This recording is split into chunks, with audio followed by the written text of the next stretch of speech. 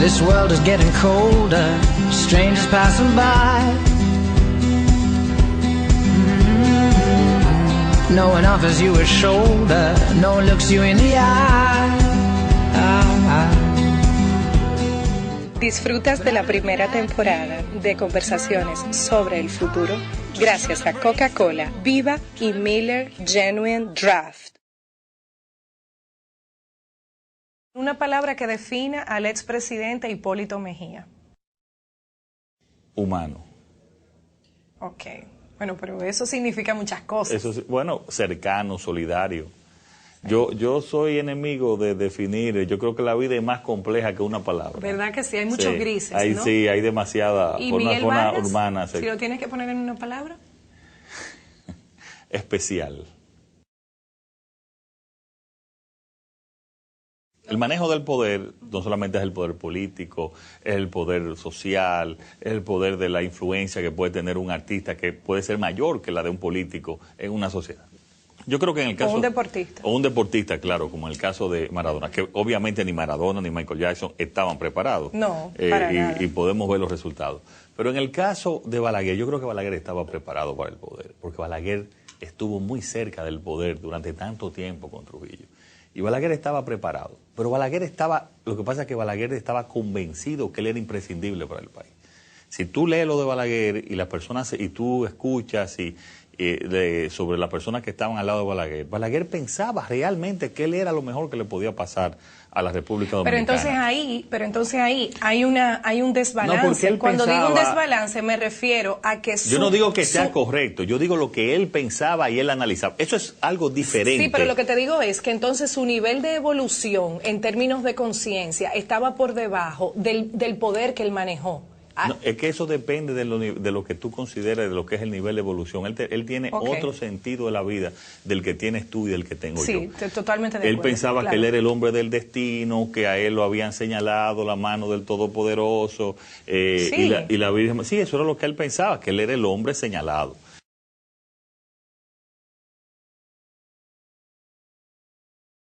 Importante, por ejemplo, que se junten toda la familia, hermanos, hermanas, la unidad de los esposos, que se junten, o sea, y que puedan realmente tener esa, tú sabes lo que esos sobrinitos, todos jugando, que tengan primos, eso también le da mucha seguridad al hombre y a la mujer. Y mi abuela en Santiago, mi abuela quería que nosotros fuéramos, mi abuela paterna, quería que fuéramos todos los domingos a Santiago. Entonces mi papá le decía, no, es que no podemos ir, claro, porque ella quería tenerlo a todito. Sí, tenerlo a todito. Claro. Voy a decir una frase que también es una de esas frases que uno apunta, que nunca se le olvida. Que le decía, miren, vengan y vamos juntando los tiempos buenos, porque si no, solamente nos juntaremos en la funeraria.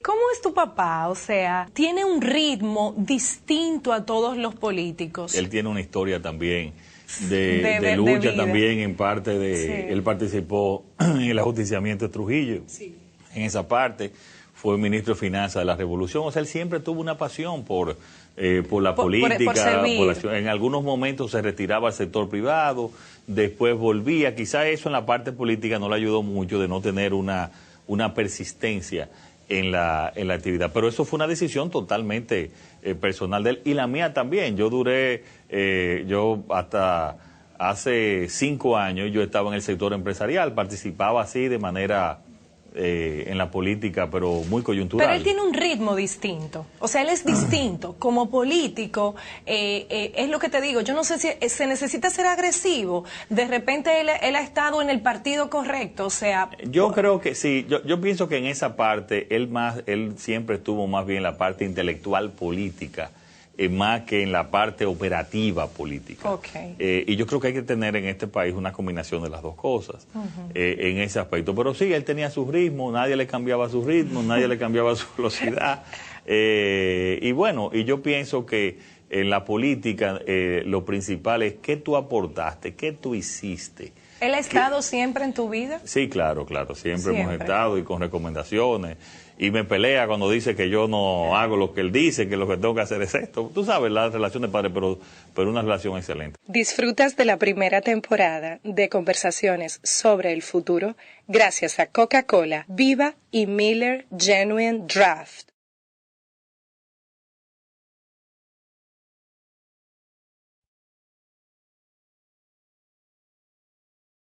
La indigestión de poder.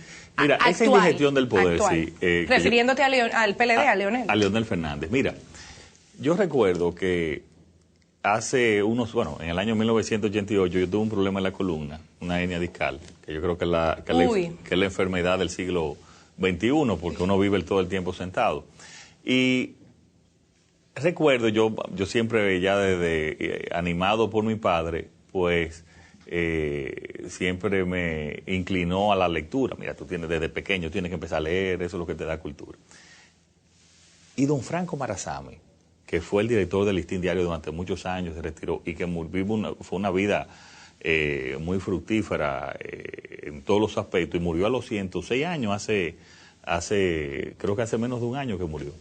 106. Me parece que fue más de 100 años. Wow. Y me decía don Fran, cuando yo le pregunté, como un hombre, un intelectual y un erudito, qué lectura yo debía leer, y él me recomendó que leyera biografías. Y me dijo, mira, con las biografías tú aprendes la historia, porque los grandes hombres son los que hacen la historia. Tú aprendes la vida de esos hombres, con que tú crees que a veces son cosas que te están pasando a ti solamente y le pasa a todo el mundo. Tú aprendes las ideologías, porque esas ideologías también son hechas por los hombres. Y esa fue la mejor recomendación en términos de aprendizaje que a mí me dieron. Yo he leído muchas biografías de muchas personas, de hombres y mujeres, no solamente en la parte política. ¿Cuáles más te han gustado? O sea, ¿cuáles son las que más te han gustado? Mira, hay por ejemplo, la biografía de Benjamin Franklin, uno de los fundadores del Estado norteamericano, una biografía muy interesante. Yo he leído muchos también sobre los Kennedy, no solamente John Kennedy, sino también Robert Kennedy. Pero la biografía de Simón Bolívar es interesantísima, con muchísimas sabiduría. Sin embargo, no pudo ejecutar muchas de las ideas excelentes que él tenía. Pero yo he leído biografía, que una de las penas en República Dominicana es que hay pocas biografías de los dominicanos. Pero sí, lo que te quería ir con el tema de la indigestión del poder, te quería comentar, porque eso es muy importante, varias frases. Mira, un politólogo dominicano muy, muy reconocido, cuando yo empecé en el año 2009 allá a hacer una vida política nacional, me dio una recomendación, me dijo, mira Luis, para tú ir subiendo en la política y en el poder, lo primero que tú tienes que aprender es cómo descender de él. Si tú no sabes después cómo bajar de la cúpula, tú no vas a poder subir correctamente. Entonces, cuando uno está subiendo en la política, subiendo en el poder, lo primero que uno tiene que programar es cómo uno va a bajar de él, después desde cualquier posición. Porque si no, entonces ahí va a venir esa indigestión.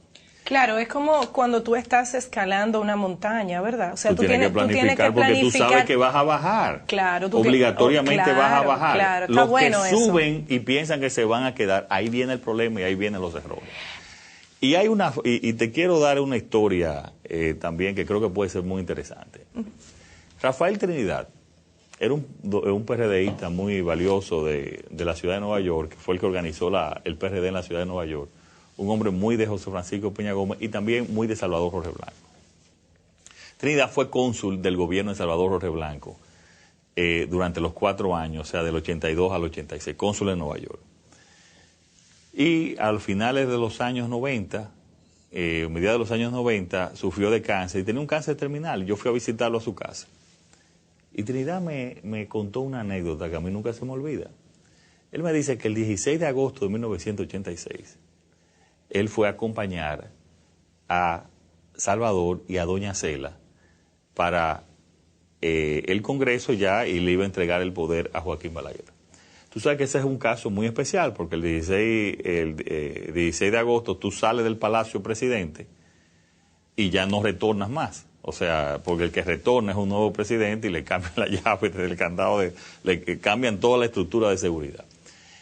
Salvador, no puede volver a entrar. No, ya tú sales. Pero la mayoría de los presidentes no van el 16 en la mañana a Palacio. Pero Salvador era un hombre que se despertaba muy temprano, entonces fue a Palacio el 16. Okay. Allá se juntó, según la historia de Trinidad, se juntó y estaban solamente Salvador, Doña Cela y Atuey de Camp, que fue también a acompañarlo. Okay. Cuando van a salir le dice Salvador, le dice él al presidente Salvador en ese momento, yo me voy con usted porque yo vine sin chofer.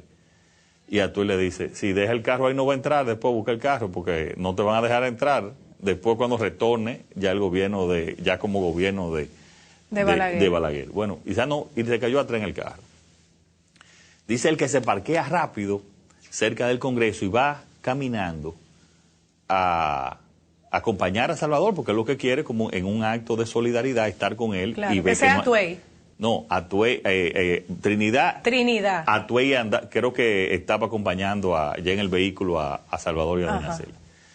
Dice él que lo logra recibir cuando él llega. Ajá. Tú sabes que en lo que se van cambiando en el acto del Congreso, una de las cosas es que le van cambiando la placa del 1, se lo quitan al presidente saliente y le ponen la placa del 1. Ahí mismo. Eso es un acto.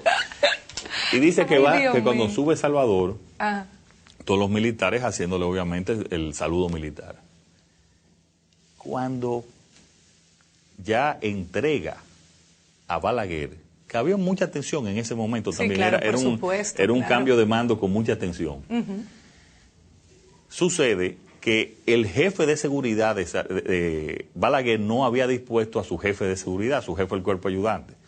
Pues por disposición, el que era jefe del cuerpo ayudante de Salvador, se fue inmediatamente, se fue donde Balaguer, porque así lo dicen también las normas, y dejó a Salvador sin un jefe de seguridad, a tal punto que la gente empujó a Doña Cela. Doña Cela se fracturó un brazo. Y cuando iban bajando del Congreso, los militares que le hicieron el saludo, muchos hasta le vocearon improperios. Wow. En esa situación. Entonces, esa historia de Trinidad te refleja a ti también lo frágil que es el poder. Y por eso, cómo tú tienes que tener mucho cuidado cuando tú lo ejerces. Si hay alguna condición de los dominicanos que nosotros tenemos que resaltar y que en pocos países la tienen, es la solidaridad. Los dominicanos somos solidarios unos a los otros. Yo recuerdo que cuando yo estudiaba economía, por los niveles económicos que había en la República Dominicana, aquí debía haber más pobreza, más desnutrición. Y cuando se hicieron los estudios, era porque cuando el vecino le sobraba algo, se lo daba al vecino. O sea, y eso es una grandeza que tienen pocos países. Hoy en día, a pesar de toda la tecnología, la gente tiene relaciones con miedo, o sea, relaciones de todo tipo, de amistad, de pareja, incluso familiares. Bueno, lo que pasa es que yo creo que estamos viendo una sociedad que está viviendo a la defensiva en todos los aspectos. Sí, es verdad. Y yo creo que eso se refleja también en la parte privada. Pero mira, yo tengo una historia. Cuando nosotros nos casamos, nos íbamos a casar, yo recuerdo que el día antes de que íbamos a contraer matrimonio, nos llamó un amigo de la familia y me dijo que quería entregarme algo personal. Yo pensaba que era un regalo o algo y le dije, no, pero mire, usted primero no tiene que hacerme regalo, y tú sabes que esos días uno está realmente muy ocupado. No, yo quiero entregarte algo personal. Y fue y me entregó una carta. Es una persona que yo me voy a reservar el nombre, pero él escribe poesía, una persona de un pensamiento muy profundo, incluso y que nadie piensa que es así porque es un empresario también. Y me dio una frase que a mí nunca se me ha olvidado. Cuando terminó la carta, que nos hacía una serie de recomendaciones ya para la vida de casado, nos decía, y que traten siempre de compartir todos los puntos, de compartir todas sus intimidades, para que no pasen ustedes la peor de la soledad. ¿La peor? La peor soledad, que es la que se pasa acompañado.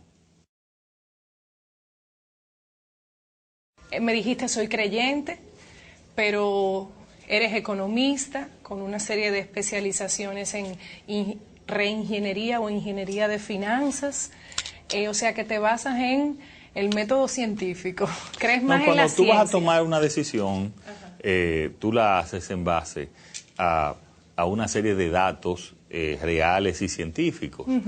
Pero eso te ayuda a tomar esos datos en cuanto a la conveniencia de hacia dónde tú debes ir, tanto en un aspecto empresarial como en un aspecto político. Me dijiste que la intuición puede ser la suma de los prejuicios. La suma de tus prejuicios. O sea, una intuición que te dice, mira Juan, a mí me cae mal Juan. Pero ¿y por qué te cae mal Juan?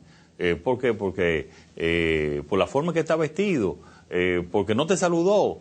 Entonces, eso hay que tener mucho cuidado con ese tipo de análisis ligero así, que como te digo, pueden ser, no es que son, pero podrían ser muchas veces esa suma de tus prejuicios. Entonces, por eso hay que tener cuidado. Ahora, ¿de qué te sirve a ti la religión? ¿De qué te sirve a ti la espiritualidad? De que ese camino que tú vas a tomar sea un camino que no riñe ni con la moral ni con tus creencias. ¿Falta ética? Pero mucha ética en todos los aspectos. Yo creo que esa es la lucha que hay que tener en la sociedad de hoy, y no solamente en la República Dominicana, sino en términos generales. Sí, hay un problema serio. Hay un problema serio, no solamente en la política, en todos los aspectos, en la vida empresarial. ¿Y tú crees que la falta de ética puede generar depresión en los seres humanos? Hoy en día se habla tanto de la depresión de la gente. Bueno, porque hay mucha gente hay mucha gente que tiene un gran sentido de la ética, que es muy honesta, que no está preparada para luchar contra eso y que cree que todo el mundo debe actuar de la misma forma, claro, que él o que ella, y no está preparado para esa lucha. Y entonces eso puede llevar a depresión en ese sentido. Normalmente los que no tienen ética no se deprimen. Sí.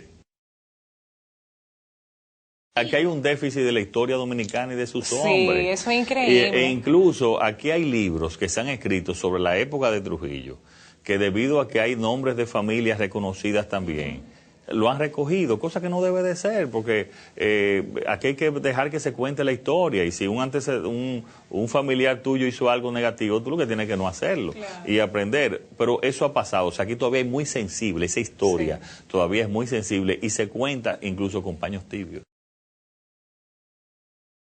El PRD, que si parece que desaparecieron los ideales de Peña, o están ahí como en el subsuelo y van a reaparecer. Tú decías algo interesante sobre el eslogan de Economist, de que la historia no se repite. Muchos creen que la historia se repite, otros leen The Economist. Sí, es una anuncio para The Economist, pero que en el sentido tienes razón y la puedes aplicar en otros aspectos. ¿Dónde está la ideología del PRD? ¿Dónde se quedó en el cementerio? Yo creo que la gran mayoría del PRD, el 90% del PRD, sigue las ideas de Peña. ¿Qué tú puedes decir que es el legado de Peña Gómez? Un hombre democrático, un hombre que cree en la apertura, un hombre que cree en que el partido sea el medio del pueblo dominicano ascender social, espiritual y económicamente. Y ese 90% es lo que lo cree. Yo creo que hay una parte que no solamente el que no cree no solamente en Peña, sino que cree en muy poca cosa y que tiene un sentido autocrático de administrar y de gerenciar su vida y transmitirlo eso también a la vida partidaria. Ok. ¿Quién es el próximo presidente en el 2016?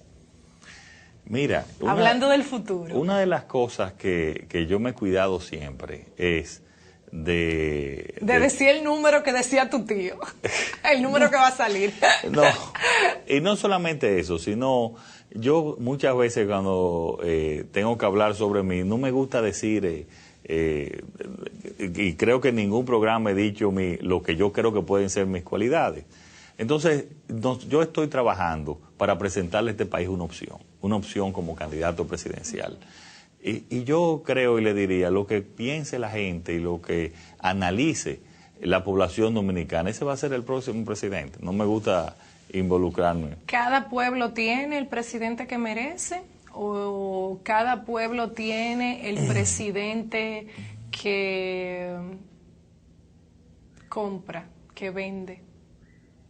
Yo creo que es una combinación. Que vende, puede ser que vende. Yo creo que es una combinación también de muchas cosas. No se puede ser radical. No se puede ser radical en ese, ni decir, ni echarle al pueblo una situación, porque vienen, no solamente la elección del presidente está en el pueblo dominicano. Aquí hay una serie de factores externos e internos que donde una minoría se impone sobre una mayoría. Y tenemos un pueblo dominicano que quizás es demasiado conservador en aceptar ese tipo de cosas. Pero yo creo que que hay una relación entre su pueblo y su gobernante. Sí, sí.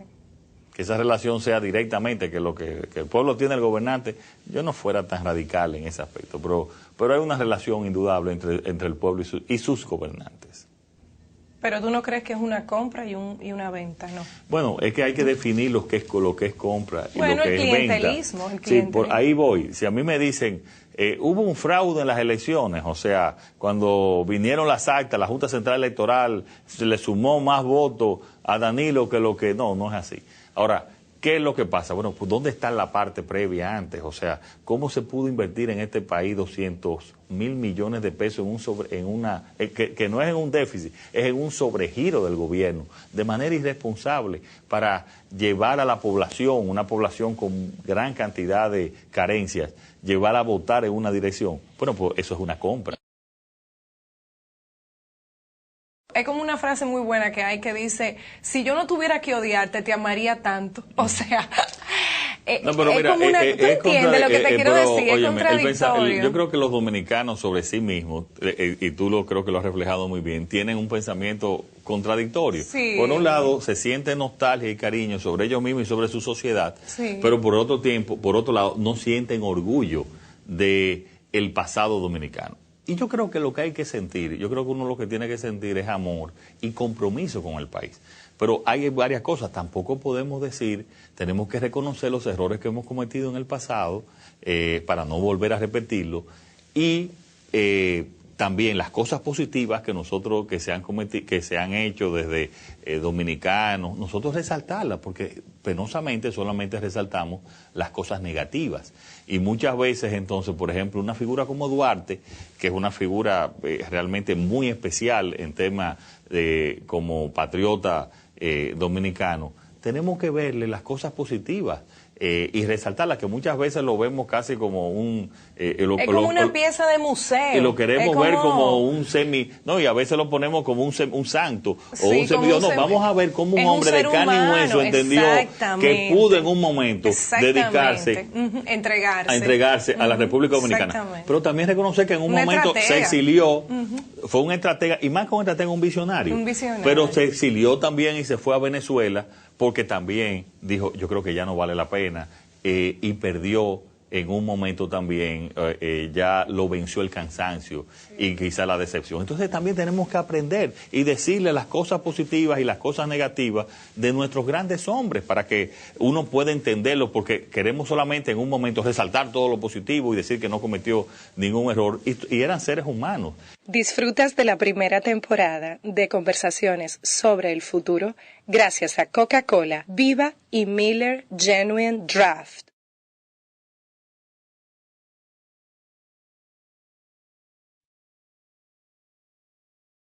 Comparando con Estados Unidos, Richard Nixon, que era un hombre de la ultraderecha, sí, vino de un hogar paupérrimo para Estados Unidos. Incluso una de las hermanas de él muere de tuberculosis, imagínate, en Estados Unidos. Y él se enfrenta a Kennedy, que viene de una familia rica. Sin embargo, las decisiones y la cuestión de los Kennedy favorecen mucho más a los sectores pobres que las que favorecía y las propuestas de Nixon. Sí, eso es verdad. ¿Tú lo has tenido más fácil? Bueno, yo pienso, yo vengo ya de una familia, y tengo que admitirlo, más acomodada, pero además en el caso personal mío, yo he hecho mi propia vida, mi propio camino en términos empresariales. Tu propio patrimonio. Mi propio patrimonio, y hemos trabajado en eso. Pero yo creo que las realizaciones en la vida no necesariamente vienen de dónde tú vengas, porque tú vengas de la parte de una situación de un sector pobre de la sociedad, tú vas a ayudar a los pobres. Exacto. O porque tú vengas de los ricos, tú vas a ayudar a los ricos, vas a ayudar a los pobres. La decepción que nosotros sentimos es una decepción de que aquí no pasa absolutamente nada en términos de justicia.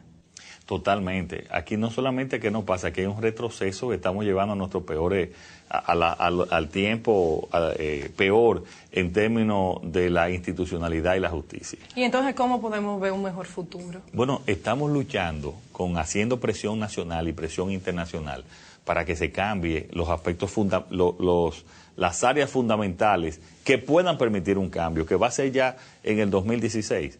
Pero obviamente aquí había un retroceso terrible. Y ese es el legado de nuestros actuales y pasados presidente, penosamente. Incluyendo al expresidente Hipólito. Bueno, Hipólito no hizo una presión en cuanto a y lo han admitido en cuanto a la justicia. El aspecto negativo que se habló fue de la reelección y él mismo ha admitido que eso fue un aspecto negativo. Él es el único político que ha reconocido sus errores. Los otros son intachables, son pedazos de Dios que creen que nunca han cometido errores. Pero lo que está pasando actualmente con las altas cortes es penoso y está haciendo un daño terrible a la República Dominicana. Luis, tú te quedas aquí, en este país. Ah, sí, yo apago la luz antes de salir. Yo seré el último que apago la luz. ¿Tú crees en el país? Yo creo en el país. Yo creo que el país tiene capacidad de desarrollarse. Pero tenemos que buscar y discutir entre toda la sociedad y acordar cuál es el camino.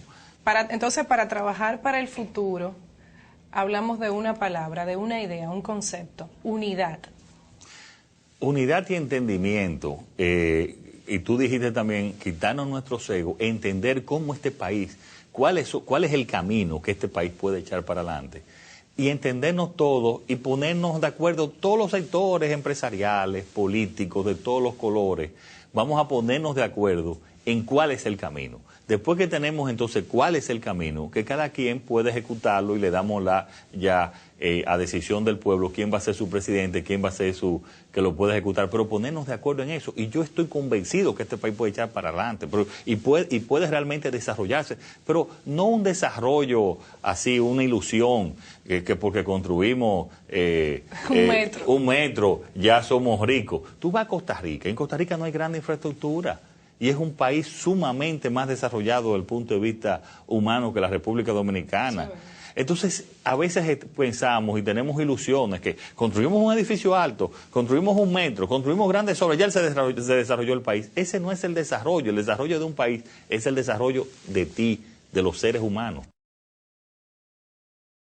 Yo te voy a entregar ese sobre. Con tu mano izquierda vas a elegir una pregunta, no vas a saber de qué se trata, vas a eliminar ese pensamiento lógico que tienes. Es difícil eso. Y lo primero que te surja, me lo vas a decir en voz alta.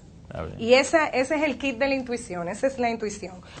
Vamos a ver, elige una de aquí, la que quieras. Todo el mundo está viendo ahí en cámara que no he hecho nada, mover el sobre. Entonces la vas a abrir y lo primero que te llegue a la mente, Luis, lo primero lo vas a decir en voz alta. Entonces claro, cuando ya digas varias cosas, te quito la venda para que veas la pregunta. Felicidad. Eso es lo que tú sientes con esa pregunta. No, es que no he visto... No, es que yo sé, pero yo te estoy diciendo, eso es lo que te llega, sí. Bueno, quítate tu pensamiento lógico, dijiste felicidad. Felicidad. Ok, vamos a ver cuál es la pregunta ahora.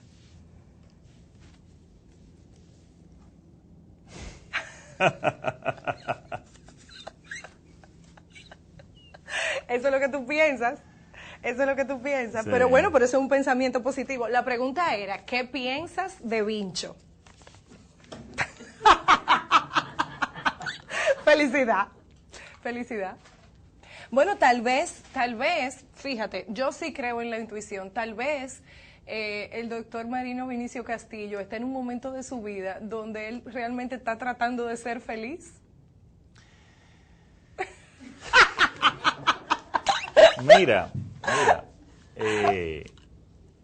yo creo que esa parte de la que yo hablé de la felicidad y tratando de relacionarla, es algo que la familia Castillo tiene, yo creo que evaluarse entre ellos. Me encanta, y buscarse, me encanta. Y buscar también. Están llenos de amargura. Buscar realmente. Estoy de acuerdo. Desmontarse todo ese proceso. Reconocer algunos aportes que ellos han hecho a la sociedad, pero también reconocer muchos errores.